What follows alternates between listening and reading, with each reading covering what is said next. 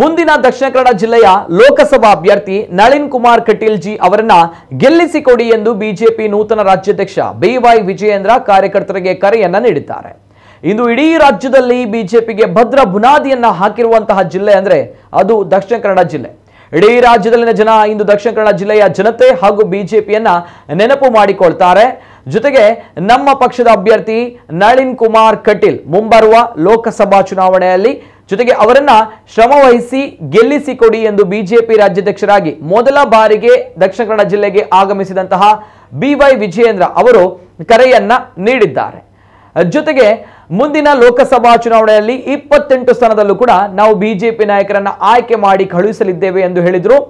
ಇನ್ನು ವಿಜಯೇಂದ್ರ ಅವರ ಈ ಹೇಳಿಕೆ ವೈರಲ್ ಆಗ್ತಾ ಇದ್ದಂತೆ ಕರಾವಳಿಯಲ್ಲಿ ಕಳೆದ ವಿಧಾನಸಭಾ ಚುನಾವಣೆಯಲ್ಲಿ ಬಂಡಾಯ ಎದ್ದಿದ್ದ ಅರುಣ್ ಕುಮಾರ್ ಪುತ್ತಿಲ ಅಭಿಮಾನಿಗಳು ಮತ್ತೆ ತಮ್ಮ ಅಭಿಯಾನವನ್ನ ಅಂದ್ರೆ ತಮ್ಮ ಅಭಿಯಾನ ಕರಾವಳಿಗೆ ಪುತ್ತಿಲ ಅನ್ನುವಂತಹ ಅಭಿಯಾನವನ್ನ ಮುಂದುವರಿಸಿದ್ದಾರೆ.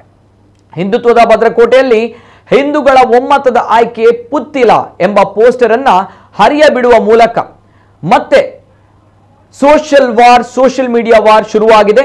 ತಮ್ಮ ಅಭಿಪ್ರಾಯವನ್ನ ವ್ಯಕ್ತಪಡಿಸ್ತಾ ಇದ್ದು ಪುತ್ತಿಲ ಅಭಿಮಾನಿಗಳು ಈ ಒಂದು ಪೋಸ್ಟರ್ಗಳು ಈ ಒಂದು ಅಭಿಯಾನಗಳು ಬಹಳಷ್ಟು ಸಂಚಲನವನ್ನ ಸೃಷ್ಟಿ ಮಾಡ್ತಾ ಇದೆ. ಈ ಮೂಲಕ ಮತ್ತೆ ಕರಾವಳಿಯ ಲೋಕಸಭಾ ಕ್ಷೇತ್ರ ಹಿಂದುತ್ವದ ಭದ್ರಕೋಟೆಯಲ್ಲಿ ಹೈ ವೋಲ್ಟೇಜ್ ಕ್ಷೇತ್ರವಾಗಲಿದೆಯಾ ಅನ್ನುವಂಥದ್ದು ಕಾದು ನೋಡಬೇಕಾಗಿದೆ.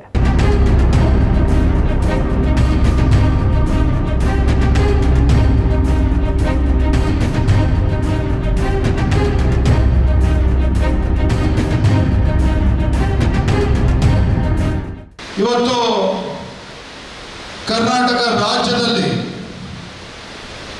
ಭಾರತೀಯ ಜನತಾ ಪಾರ್ಟಿ ಒಂದು ಭದ್ರ ಬುನಾದಿಯನ್ನು ಹಾಕಿರ್ತಕ್ಕಂಥ ಜಿಲ್ಲೆ ಯಾವುದಾದ್ರೆ ನಮ್ಮ ದಕ್ಷಿಣ ಕನ್ನಡ ಮಂಗಳೂರು ಜಿಲ್ಲೆ ಭದ್ರ ಬುನಾದಿಯನ್ನು ಹಾಕಿರ್ತಕ್ಕಂಥದ್ದು.